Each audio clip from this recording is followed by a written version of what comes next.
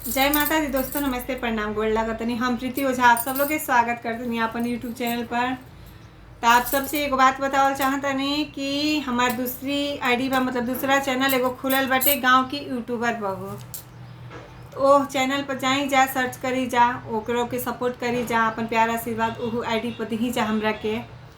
ओकरा पर ब्लॉग्स वगैरह मतलब कहाँ जातनी, का करतनी, कैसे ऊपर डालब। हम एगो ब्लॉग बना के डलले भी बानी, आप सब लोग सुनी जा कि काहे गांव के यूट्यूबर बहू वो चैनल के नाम रखल बाटे।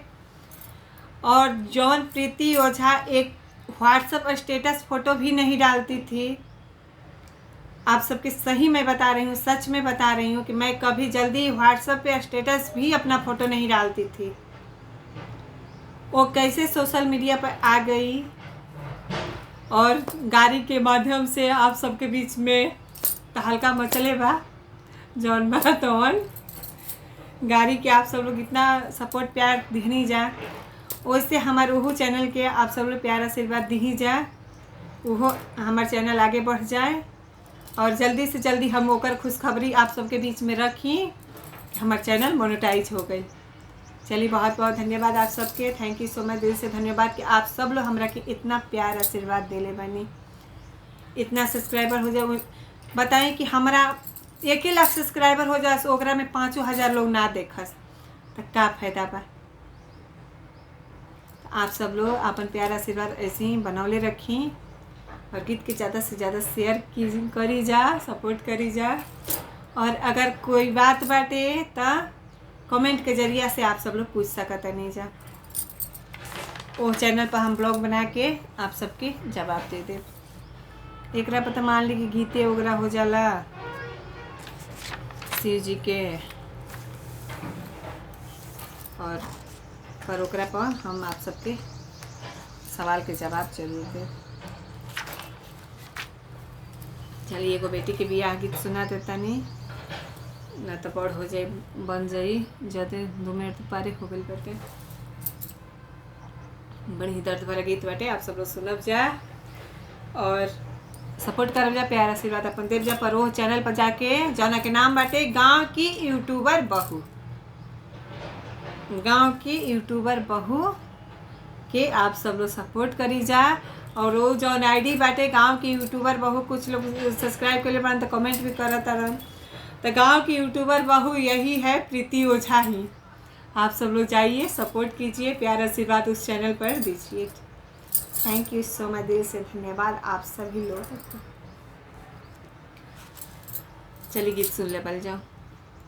काली बादरिया मावस के रतिया, अरे पापा के सोवाहू ना दे रे लालना माया, रे पापा के सुताहू ना दे रे लालना, बिना रे दहे जावा के बोरा कैसे मिली है, अरे किया बेटी रही है कुमारा रे लालना, अरे किया बेटी रही है कुमारा रे लालना, एक बन गईले दूसरा बन गईल, अरे तीसरे में पहुँचे दूरा देसारे लालना, अरे तीसरे में पहुँचे दूरा देसारे लालना, ऊंचे ऊंचे लोग के ऊंची अटरिया, अरे ऊंचा ही बा मांगा के, ऊंचा ही लोग के ऊंची अटरिया, अरे ऊंची ही उनकारा मांगा रे लालना, अरे ऊंचा ही उनकारा मांगा रे लालना, बेटी के पापा के नीचे पगरिया, अरे हाथ जोड़ी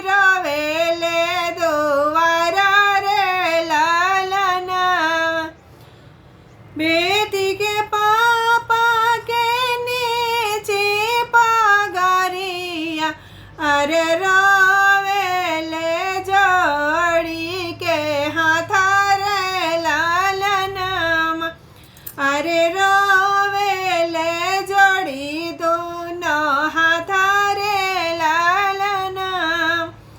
बिना रे दही जावा के बेटी कैसे बियाही, अरे किया बेटी रही है कुंवारा रे लालनाम, अरे किया बेटी रही है कुंवारा रे लालनाम।